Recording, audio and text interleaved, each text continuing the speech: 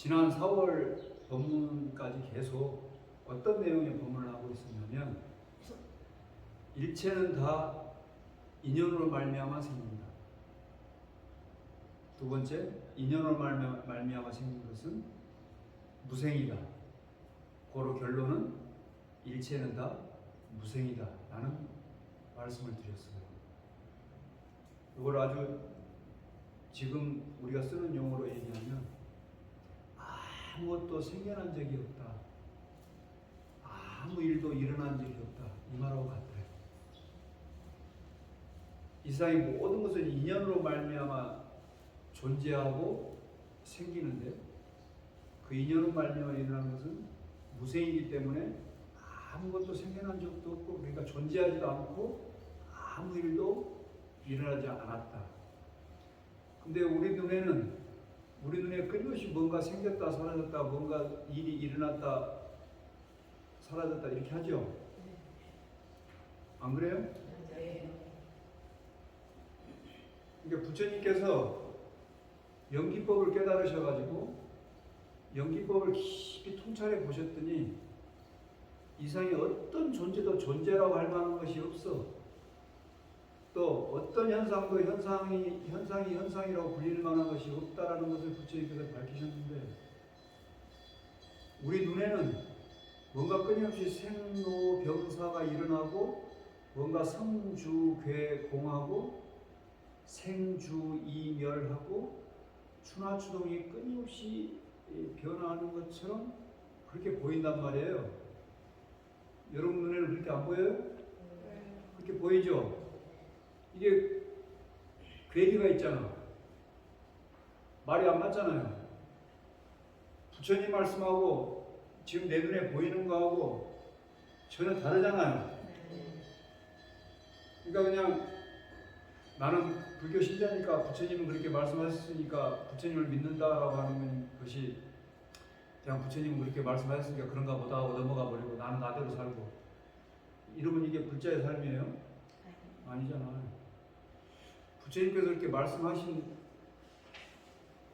이유, 까닭을 알고 그리고 그게 진짜 그런가, 부처님께서 말씀하신 게 진짜 이게 진실인가 이게 사실인가를 밝히고 부처님과 같은 안목이 트여야 될 거 아니에요. 근데 법당에 와가지고 이렇게 법문을 늘 들으면서도 우리는 부처님 말씀이고 나는 나대로 그냥 늘 여겨왔던 대로, 늘 생각해왔던 대로, 내가 늘 살아왔던 대로 이걸 부교적으로 바꾸면 내 업식대로 그냥 그렇게 나는 살아갈래 이렇게 하고 말아버린단 말이에요. 기왕에 가지고 있는 나의 생각하고 부처님께서 말씀하신 거하고 이게 전혀 달라요. 그래서 부처님 말씀이 진짜 진실인가 이걸 봐야 된다. 부처님부터 시작해가지고 역대 모든 10대 제자들부터 해서 역대 조사들부터 선지식들이 다 부처님 말씀이 진실이구나 라고 하는 것을 증명했어요. 이게 맞구나.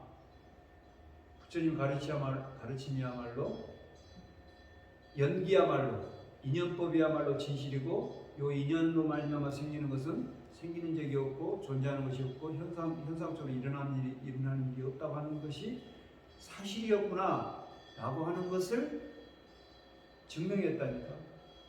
서양의 철학, 서양의 종교는 말이에요, 인류가 생긴 이래로 동서양이 크게 대별되잖아요. 근데 서양의 철학은 뭔가 있다라고 하는 것에서부터 시작돼요.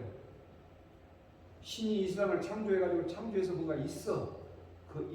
뭔가 있는 것으로부터 이 존재하는 존재가 뭘 기준으로 또 세상을 살아야 되지? 이렇게 쭉 풀어냈어. 그게 철학이고 윤리학이고 그래. 근데 동양에서 특히 불교는 네가 있다고 하는 게 진짜 있는 거냐? 또 네가 없다고 하는 게 진짜 없는 거냐? 라고 하는 것을 궁극적인 질문을 던져. 이게 큰 차이예요. 부처님처럼 깊이 사색하고 나면 끝끝내 모든 것은 생한 적이 없다는 무생법인의 도리를 보게 되고, 어떤 현상도 현상이 현상이라고 지칭될 만한, 현상이 현상이라고 할 만한 것을 일어난 적이 없다고 하는 것을 알 수가 있어. 이걸 무작지작 그래요. 무작지작. 작용함 없이 작용한다 이게. 이렇게 뭐 그게 뭐 무작이라고 표현했건 아니면 무생이라고 표현했건 아니면 달리 표현해서 뭐 꿈과 같고 환과 같다고 표현했건 어떤 표현이 되든 간에 이건 전부 다 뭘 근간으로 두고 있느냐? 인연법, 연기법이라고 하는 것에 뿌리를 두고 있어요. 그러니까 여러분들이 죽어나서나 연기법을 벗어날 수가 없어. 연기법을 끝내 여러분들이 공부해야 돼. 연기법을 공부해서 어떤 걸 알아차려야 되느냐? 무생이라고 하는 것을 알아차려야 돼. 끝끝내 생한 적이 없다고 하는 것. 그래서 끝끝내 생한 적이 없다고 하는 것은 존재가 존재라고 할 만한 것이 없다는 것을 끝끝내 밝혀야 돼. 그냥 부처님은 그냥 그런 경지에 이른 분이다라고 이렇게 믿는 것. 요건 내 삶의 변화에, 내 의식의 변화에, 내 마음의 깨침에 아무런 도움이 안 돼. 그래서 지금까지 4월 한 달 동안 계속 여러분들에게 일체는 다 연생이고 연생은 무생이고 고로 일체는 다 무생이다라고 하는 이것을 설명을 드리면서 연기라고 하는 것은 곧 변한다고 하는 것이다. 부처님께서 첫 번째 법문을 하신 것은 사성계법이고 두 번째 법문을 하신 것은 삼법인이라고 그러는데 삼법인은 일체는 다 모든 것은 다 변한다라고 하는 무생이고 모든 것은 다 괴로움이고 무생이고 괴로운 것은 나라고 할 만한 것이 없다는 무아법 이런 삼법인을 설하셨다라는 설명을 드리면서 모든 것은 다 변한다라고 하는 것을 지난 4월에 말씀을 드렸어요. 오늘 그걸 좀 정리를 한 거예요. 자, 인연생기 이 말은 인연 따라 이 말이에요. 우리가 인연 따라 산다고 그러잖아요. 인연 따라는 말을 그냥 우리가 보통 쓰는 말로 하면 형편 따라 이 말이에요. 여러분 그냥 형편대로 해라. 형편 따라 사는 거지. 이런 걸 쓰잖아요. 저 형편 따라 이 말 얼마나 편한 말인지 몰라. 여러분들이 혹시 삶을 살면서 괴로움을 당하거나 어려운 일을 처하거나 이렇게 할 때 그냥 형편 따라 하는 거지. 이렇게 생각해봐. 엄청 편해져. 또 그렇게밖에 살 수 없어. 우리는 형편 따라, 인연 따라 이렇게 살 수밖에 없는 그런 존재예요. 봐요. 이 우주관에 가장 기본적인 물질이 있는데 그거를 옛날 인도 사람들은 지수, 화풍, 사배라고 했어요. 지, 땅의 기운, 수, 물의 기운, 화, 불의 기운, 풍, 바람의 기운. 이 네 가지 원소가 사배네. 네 가지 원소가 이 우주를 이루는 또 우리 존재를 이루는 가장 근본 원소라고 생각했어요. 그 중에 오늘 제가 여러분들에게 물의 기운하고 지, 수, 물의 기운하고 땅의 기운 두 가지를 예를 들어주려고 해요. 자, 물은 온도가 낮으면 얼음이었다가 0도 이하는 얼음이 되죠. 그다음에 100도 이상이 되면 증기가 되죠. 증기가 돼가지고 저 구름으로 돼 있다가 먹구름이 돼가지고 비가 내리는데 온도가 차가우면 문이 되죠. 온도가 따뜻하면 비가 되죠.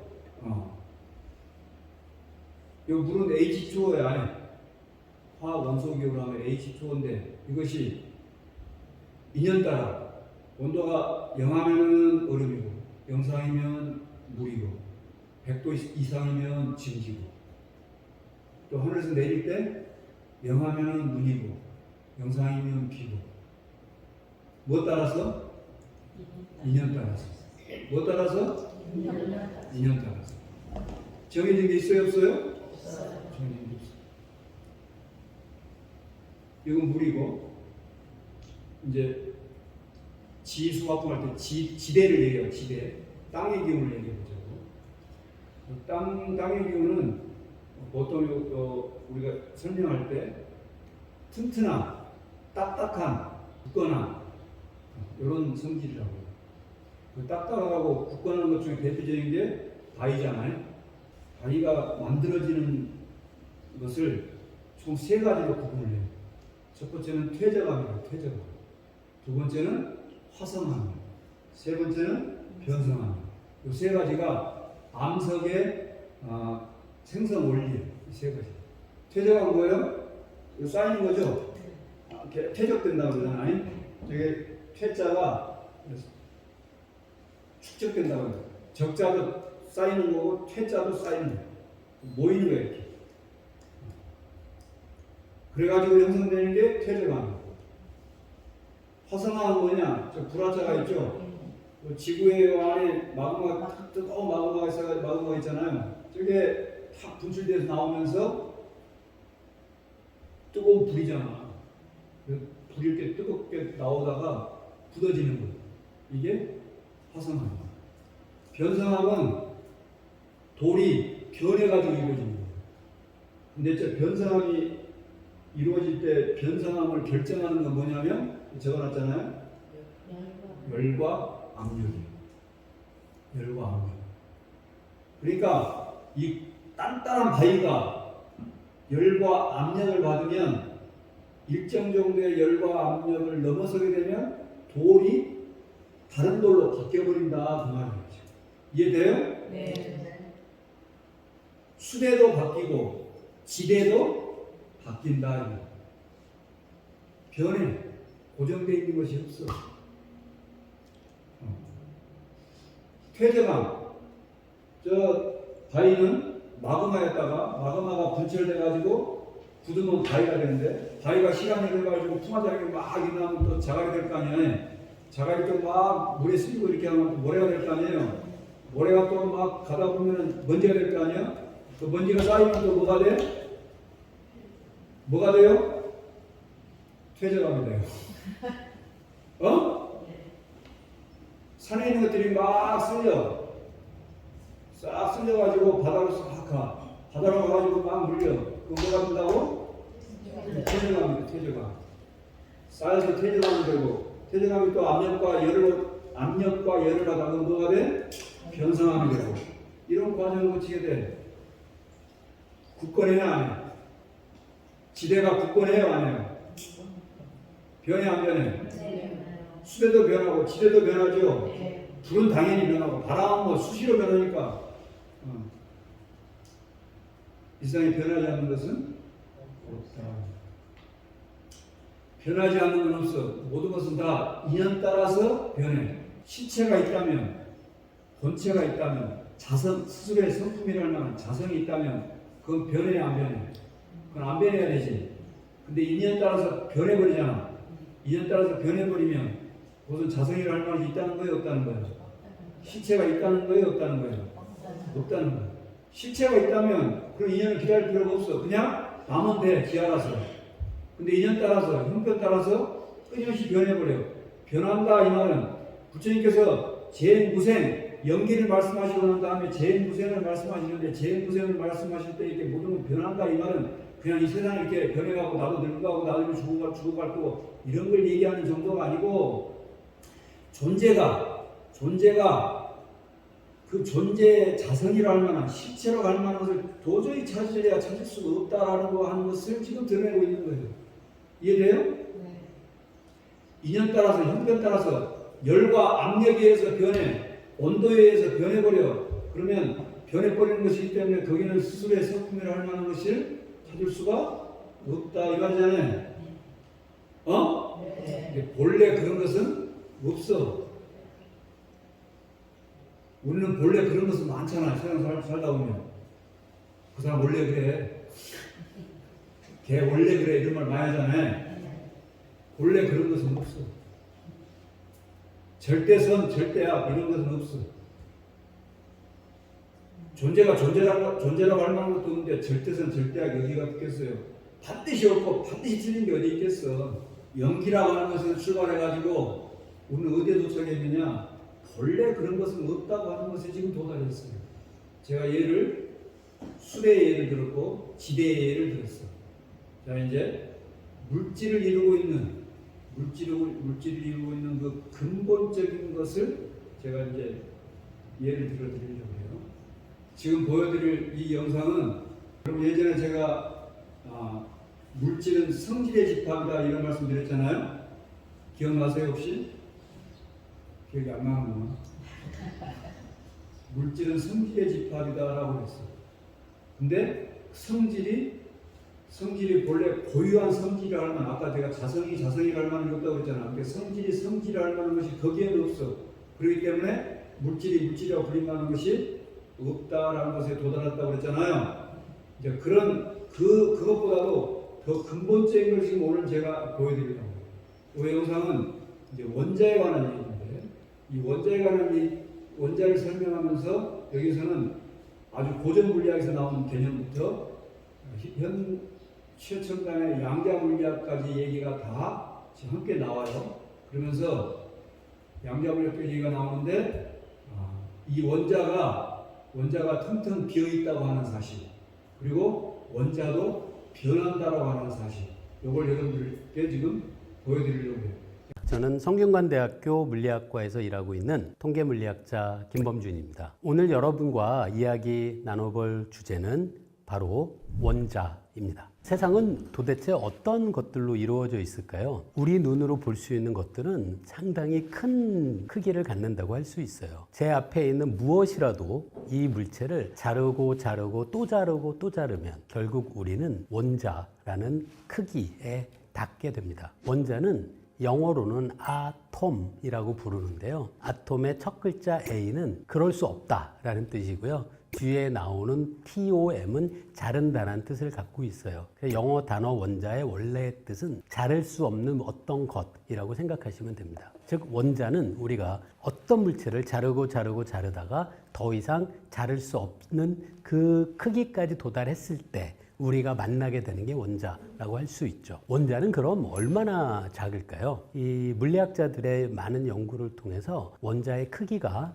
어느 정도 되는지 우리가 알고 있어요. 이 크기를 제가 기억하는 거는 몇 가지가 있는데, 그 중에 하나가 이 머리카락을 하나를 뽑으세요. 그럼 머리카락 이렇게 긴 모습인데요. 머리카락의 두께 방향 있죠, 폭. 이 머리카락의 두께 쪽에 우리가 원자를 올리면 무려 100만 개를 올릴 수 있습니다. 머리카락 하면 진짜 가늘잖아요. 근데 거기에 100만 개의 원자가 올라갈 수 있다라는 걸 생각하시면 원자가 정말 얼마나 작은지 우리가 짐작해 볼 수 있죠. 이렇게 원자를 과학자들이 알아낸 과정은 상당히 긴 역사가 있다고 생각할 수 있어요. 제 생각에는 물리학자보다 먼저 한 발 앞서간 분들이 바로 화학자들입니다. 화학자들이 화학 반응을 이용해서 실험을 하다 보니까 굉장히 재미있는 관계를 찾게 돼요. 우리가 살아가고 있는 온도와 압력 조건에서 수소 기체 2리터와 산소 기체 1리터를 반응시켰더니 수증기 기체 2리터가 만들어진다는 걸 알게 되거든요. 수소 기체 2리터와 산소 기체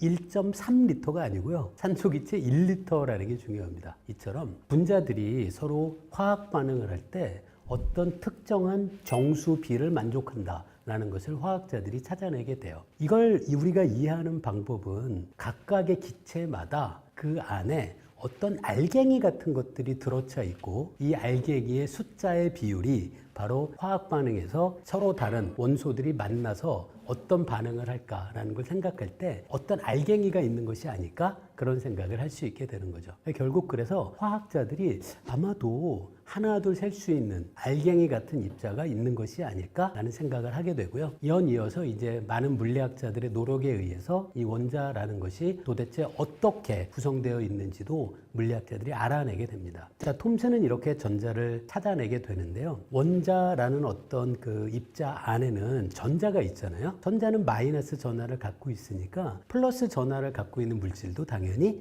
원자 안에 있어야 한다라고 톰슨이 생각해내게 됩니다. 톰슨이 이 이후에 제안한 이 모형을 톰슨의 원자 모형이라고 불러요. 톰슨이 생각한 원자 모형은 식빵 같은 게 있고 그 안에 건포도가 박혀 있잖아요. 건포도가 전자에 해당하고요. 우리가 먹는 빵 부분이 바로 플러스 전하를 갖고 있는 물질들이 고르게 퍼져 있는 것으로 생각합니다. 자, 하지만 그 원자가 이런 톰슨이 생각한 방식을 따라서 구성되어 있는 것은 아니다라는 걸 이후에 러더포드라는 물리학자가 실험으로 보이게 돼요. 러더포드는 그래서 원자 안에는 아주 작은 공간 안에 플러스 전하를 갖고 있는 원자 핵이 있고, 그리고 전자는 원자 핵으로부터 상당히 먼 거리에 존재한다라는 걸 러더포드가 러더포드가 발견해내게 됩니다. 사실 그래서 이 원자 모형에서 현재 물리학자들이 알고 있는 원자의 모습과 상당히 흡사한 그런 원자를 처음 생각한 건 저는 러더포드라고 할 수 있다고 생각합니다. 이후에 보어가 이 러더포드의 원자 모양을 조금 더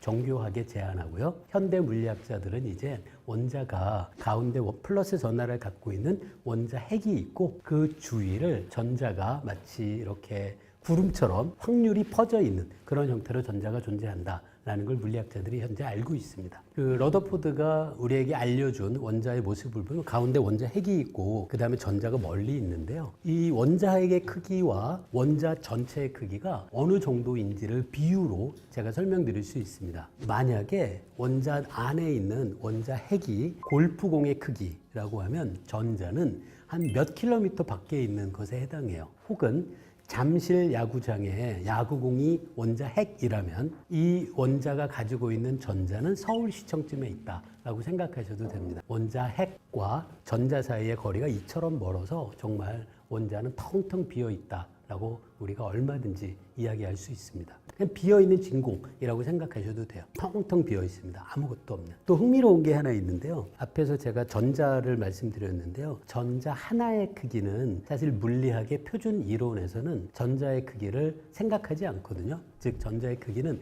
0이라고 생각하셔도 돼요. 그러니까 너무 신기한 거죠. 태양에서 출발해서 명왕星 10배 거리 갔더니 거기에 크기가 없는 점 하나가 있는 겁니다. 그게 원자의 모습이라고 생각할 수 있죠. 어떤 생각을 하신 건지는 알 것 같아요. 이 안에 공기가 있어서 우리가 진공 펌프처럼 이 관을 연결해서 쭉 공기를 빼면 어떤 모습일까라고 생각하시는 것 같은데요. 공기도 결국은 기체 분자로 구성되어 있잖아요. 그래서 원자 안에는 아무런 기체 분자도 없습니다. 거기는 그냥 진공이에요. 그런데 이 진공의 부분을 줄인다라는 걸 어떻게 구현할 수 있냐면 사실은 바깥에서 엄청난 압력으로 원자를 모든 방향에서 누르는 거예요. 큰 압력으로. 그 상상은 우리가 할 수 있죠. 자, 이렇게 만약에 원자를 바깥에서 엄청난 힘과 압력으로 눌러서 찌그러뜨리면 결국 어떻게 될지는 생각해 볼 수 있습니다. 먼저 원자들이 꽉 차 있는 어떤 물질이 있는데요. 엄청난 압력으로 바깥에서 눌러요. 그러면 원자들이 점점 가까워지잖아요. 그러다 보면 어떤 현상이 처음 발생하냐면 물질 안에 있는 원자핵을 뱅글뱅글 주변에 있는 전자들 사이에서 밀어내는 힘이 발생하게 돼요. 사실 이거는 파울리의 베타 원리라는 양자역학의 원리로 발생하는 압력이에요. 근데 이것과 비슷한 게 백색 외성이거든요. 백색 외성은 핵 융합이 멈춘 다음에 별을 구성하고 있는 물질들이 중력에 의해서 안으로 밀려들면서 안의 압력이 굉장히 높아진 상태로 있는 게 백색 외성인데요. 백색 외성이 더 이상 줄지 않고 특정한 크기를 유지하는 것도 아까 말씀드린 전자들 사이에 서로 밀어내는 힘이 있기 때문이에요. 이거를 물리학에선 전자들 사이의 축퇴 압력, 축퇴압이라고 부릅니다. 이건 순수한 양자역학의 효과예요. 이렇게 전자들의 축퇴압이 중요해지는 그 정도로 우리가 원자를 찌그러뜨린다면 그 밀도가 엄청나게 커져요. 물의 100만 배 정도 밀도에 도달하게 됩니다. 근데 이게 끝이 아니에요. 그 백석외성 정도의 밀도를 갖고 있는 원자를 더 눌러요. 그러면 어떤 일이 생기냐면 원자핵 주위를 돌고 있던 전자가 양성자와 만나서 중성자가 돼버립니다. 결국 전체 물질이 모두 중성자로만 구성되어 있는 그런 상태가 되는데요. 이게 바로 중성자별이죠. 중성자별은 무려 물의 밀도의 1000조배의 밀도를 갖게 됩니다. 자, 이런 상상을 해보게 되면 사람들이 아마도 궁금해하는 게 지구인 전체를 꽁꽁 뭉치면 도대체 어떻게 될까라는 생각을 해볼 수 있을 것 같아요. 제가 한번 계산해 봤는데요. 지구에 살고 있는 사람을 약 100억 명 정도로 생각해 보고 인간 100억 명을 똘똘 뭉쳐서 백색외성 정도의 밀도까지 뭉치면 그러면 그 크기가 한 10m 정도 크기의 바위 정도 크기가 돼요. 근데 더 뭉쳐서 중성자별 정도의 밀도가 되게 하면 그러면은 계산해 보니까 100억 명의 사람이 똘똘 뭉친 중성자별의 밀도를 갖게 되면 그 크기가 한 자갈 정도 크기입니다. 1cm 정도 크기예요. 물론 여기서 멈추지 않고 더 뭉치면 블랙홀이 되겠죠. 근데 이건 상상이지 사실 사람들을 외부에서 어떤 방식으로라도 강하게 뭉칠 수 있는 사실 그런 힘이 실제 현실에서 존재하기는 어렵습니다. 세상은 정말로 텅텅 비어 있어요.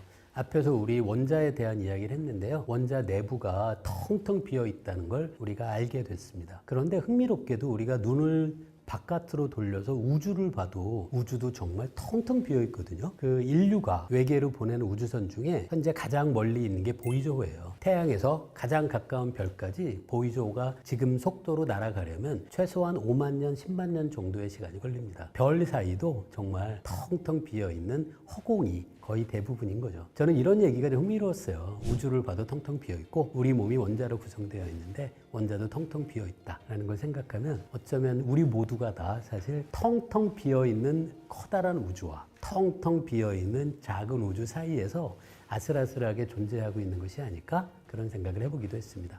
네, 지금 텅텅 비어있는 우주와 텅텅 비어있는 존재에 대한 얘기는 불교에서 얘기하는 색즉시 공할 때 그 호흡에 관한 얘기할 때 나중에 따로 말씀을 드리기로 하고 오늘은 그 주제가 아니니까 오늘 제가 여러분들한테 전하고 싶은 건 뭐였냐면 물질은 성질 집합이라고 얘기해서 성질이 그 물질의 고유하게 가지고 있는 게 아니었다는 것을 이미 설명을 드렸고 오늘은 이 물질을 이루는 가장 쪼개려야 쪼갤 수 없는 가장 작은 단위가 원자인데 이 원자도 아까 완전히 이렇게 압력을 가하면은 원자 핵은 양성자고 플러스고 전자는 마이너스인데 이걸 압력을 가하면은 뭘로 변한다고 했어요? 중성자로 변한다고 그랬죠? 이렇듯 아주 작은 물질을 이루는 가장 기본 단위인 원자에서부터 시작해가지고 앞에 봤던 지대, 수대, 지수화풍할 때 그런 지대나 수대 이런 것들도 인연 따라서 형편 따라서 다 변하게 되더라고요. 이해돼요? 고유한 성질이라고 할 만한 것이 그 물질에 있다고 생각했는데 고유한 성품이라고 하는 것이 거기에 있다고 생각을 했는데 그런 것은 없어. 지금 이렇게 우리가 이런 모습, 이런 모양을 하고 이렇게 살고 있는 것은 적당한 인연이 지금 어우러져 가지고 있다 보니까 그런 것처럼 보일 뿐인 거예요. 지금 적당히 어우러져 있으니까 지금 그렇게 보일 뿐인 것이지 사실은 그런 것은 없어요. 부처님은 과학자도 아닌데 어떻게 그 2700년 전에 모든 것은 다 이 우주 공간은 전부 다 비어 있고 그 비어 있는 곳에 텅텅 비어 있는 곳에 그것도 그냥 비어 있는 것도 아니고 텅텅 비어 있는 곳에 이 존재라고 하는 것이 뭔가 있는 것처럼 보이는데 이것도 인연 따라서 적당히 어우러진 것들이 적당히 그래서 적당이라는 말이 중요해요. 어우러졌는데 적당히 어우러져야 이런 모양도 놔두고 이런 모양도 놔두고 이런 모양도 놔두고 그래요. 이것이 다르게 어우러져 버리면 다른 모양이 돼버린다니까. 적당히 그렇게 이런 모양이 생길만하게 이렇게 어우러져서 뭔가 있는 것처럼 보이는데 부처님께서는 그 이면을 보셨어. 이렇게 인연 따라 이루어진 것들은 끊임없이 다 변하는 것들이다. 이 변하는 것에는 실체라고 할 만한 것은 없다. 실체라고 할 만한 것이 없다는 것은 그것이 그것이라고 할 만한 존재가 존재라고 할 만한 현상이 현상이라고 할 만한 이런 것들을 도무지 찾을 수가 없는 것들이야. 근데 너희들은 왜 나의 집착에서 사는 것이냐? 내가 보고 내가 듣고 내가 깨닫고 내가 알고 이런 것들이 실제 벌어지는 것인 줄 알고 내가 삶을 엮어가는 주제자인 줄 알고 내가 주체인 줄 알고 전부 다 내 기준으로 판단하고 늘 갈등하고 투쟁하고 싸우고 또 갈등하고 투쟁하고 싸울 때 그 전에는 어떤 작업을 해? 계획하고 뭔가를 계획해 그리고 도모하고 획책하고 이런 과정들을 거쳐 그 도모하고 계획하고 획책하고 하는 걸 누구 좋으려고? 나 좋으려고 지 좋으려고 지가 실체로 있는 것이냐 지가 실체로서 실제하는 것인 줄로 착각해서 이 중생이 실제로 있는 것이냐 착각해가지고 지 좋으려고 뭔가 도모하고 획책하고 계획하고 함으로 말미암아서 끊임없이 갈등하고 투쟁하고 전쟁하고 이렇게 삶을 엮어가는가 아니겠느냐. 네가 네 근본을 빨리 들여다봐라. 여러분들이 많이 들으셨을 법문 중에 하나 무효전법이다. 이 세상에 어떤 법도 정해진 법은 없다. 무효정법이요.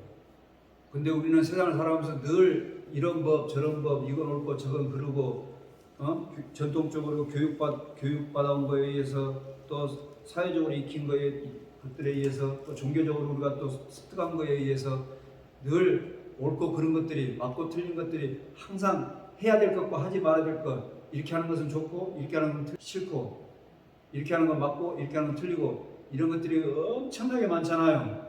그런데 그런 것들은 순전히 인연 따라서 지금 잠시 그렇게 있는 것처럼 보일 뿐인 것이지 이 세상에 이 우주간에 그 어디에도 정해진 바 법은 없는 것이다. 여러분 진정으로 자유로울 수 있겠는가? 정해진 바 법이 없다면 얼마나 자유롭겠어요? 대자유인은 일체는 다 인연으로 말미암아 있는 것이어가지고 인연으로 말미암아 있는 것은 끝내 정해진 바 법이 없다는 이런 사실까지 꿰뚫어 봐서 그야말로 마음 가운데서 그 어떤 것도 이제 나를 묶고 있는 그런 수갑이나 족쇄나 이런 것들을 다 걷어던져버리고 자유자재한 그런 삶을 살 수 있는 대장부의 마음을 낼 수 있는 거다. 우리 불자 여러분들 대장부의 마음을 내시길 바라면서 여러분의 일상이 늘 평안하고 만나길 축원드립니다.